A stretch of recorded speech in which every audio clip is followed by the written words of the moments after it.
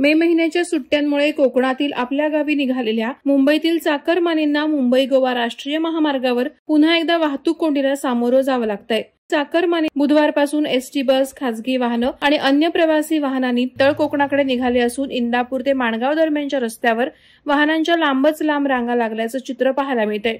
गेल्या अनेक वर्षांपासून रेंगाळलेलं महामार्गाचे रुंदीकरणाचं काम आणि इंदापूर बाजारपेठेतील एकेरी रस्त्यामुळे ही समस्या अधिकच गंभीर बनली आहे। इंदापूर ते माणगाव दरम्यान विशेषतः हॉटेल रायगड दरबार ते रुद्रवली या टप्प्यावर 2 ते 3 किलोमीटर लांब वाहनांच्या रांगा दिसून येत आहेत। यामुळे वाहनांना तासनतास रस्त्यावर अडकून राहावं लागतंय। मे महिन्यातील वाढत्या उष्णतेमुळे प्रवाशांची दमछाक अधिकच वाढली आहे। लहान मुलं, महिला आणि वृद्ध प्रवासी यांना याचा सर्वाधिक त्रास सहन करावा लागतोय। होळी, गणेशोत्सव, शनिवार, रविवार यासारख्या काळात वाहतूक कोंडीची समस्या सातत्यानं उद्भवत असली तरी सुट्टीच्या काळात ती अधिकच बिकट बनते।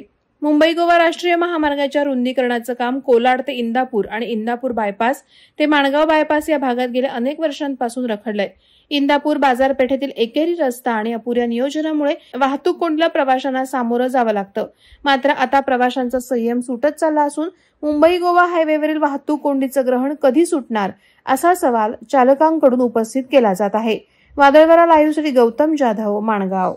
नवी मुंबई व रायगड जिल्ह्यातील ताज्या बातम्या आणि घडामोडींसाठी सबस्क्राईब करा वादळवारा लाईव्ह चॅनल आणि दाबा बेल आयकॉन।